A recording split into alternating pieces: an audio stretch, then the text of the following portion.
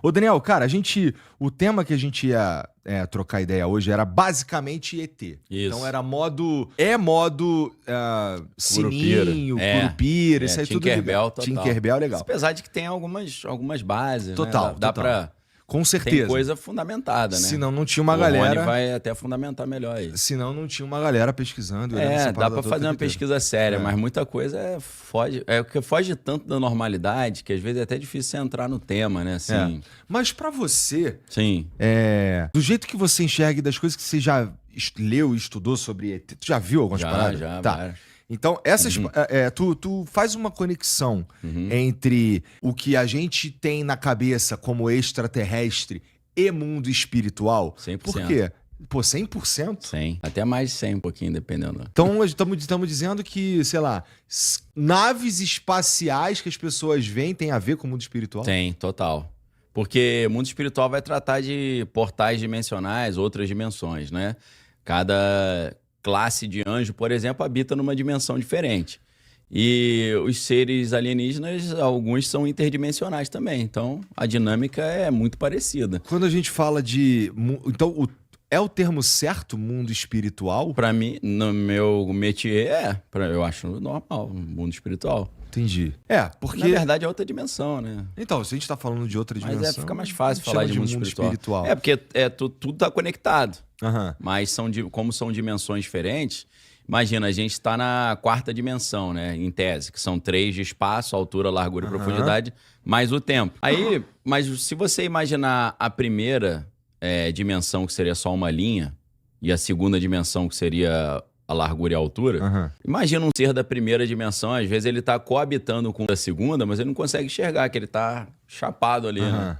Então, as coisas coexistem, mas elas nem sempre elas se esbarram, né? Isso é muito interessante. O que tu viu? Eu já vi várias... Eu já vi luzes estranhas, mas eu já vi nave mesmo, que eu, inclusive, filmei, cara. Zero chance de tu tá viajando. Não, minha família toda viu. Caraca. Foi no final da tarde, não tava à noite ainda. Cara, eu vim parado em cima da Basílica lá de Aparecida, cara. Tem que se colocar numa situação específica pra tu encontrar essas paradas? Não, acho que não. Eu creio que não, mas certas habilidades sensoriais ou percepção extrasensorial geralmente favorece para algumas pessoas. Na verdade, você consegue, em alguns sentidos, né? Tem um médico americano chamado Stephen Greer, que ele tem um projeto lá, Disclosure Project. Ele faz exercícios que a galera consegue mentalmente chamar as naves. Rola uma conexão mental. É possível fazer isso? Parece que é possível, né? Eu nunca fiz isso, mas o cara faz isso. Ele combina, vamos subir no monte e tal... Aí eles fazem umas meditações e começam a chamar lá, o troço vem. Então, vamos lá. Tem todas essas... Tem filmagem disso. Todas essas dimensões. Tem habitadas por seres de diferentes... Eu suponho que, inclusive, sejam diferentes formas de vida, então. Total, pô. Com certeza. Onde é que tá Deus nessa história? Ele tá dentro de uma dimensão dessa? Ele em tese, ele estaria na dimensão mais elevada ou ele está para além das dimensões, né?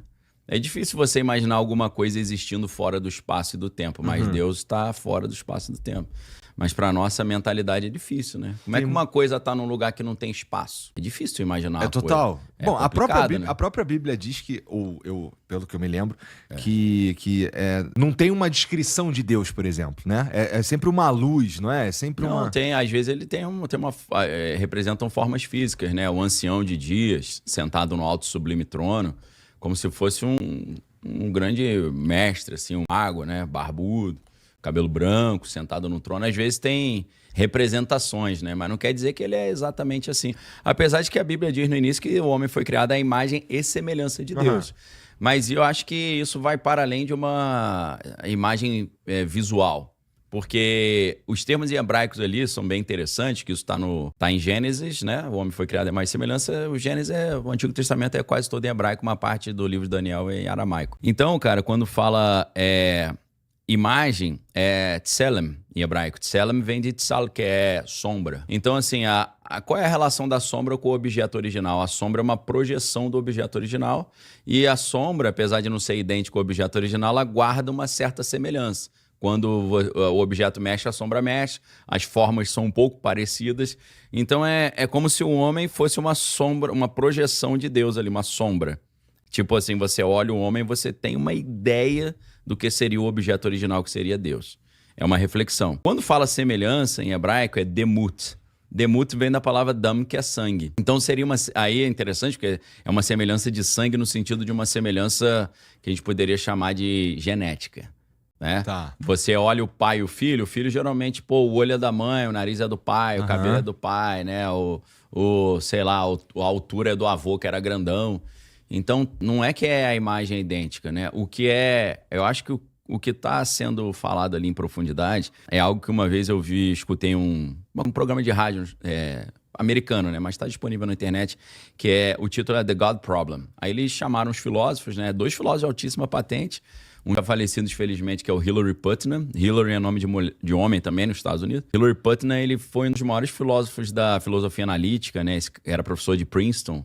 Ocupava a cadeira que foi de Einstein, cara. Então, nossa, cara, era não bravo. é semi-analfabeto, né? Não. Hillary o quê? Hillary Putnam. Tá. E o outro também tem um nome diferente, que é Alvin... Escreve Plantinga, né? Mas eles falam Alvin Plantinga, né? E eles estavam conversando, cara, e o Alvin Plantinga sempre foi cristão. O Hilary Putnam, ele era um judeu que foi criado numa família marxista e a família era ateia. Eles eram de origem judaica, mas não acreditavam em Deus. E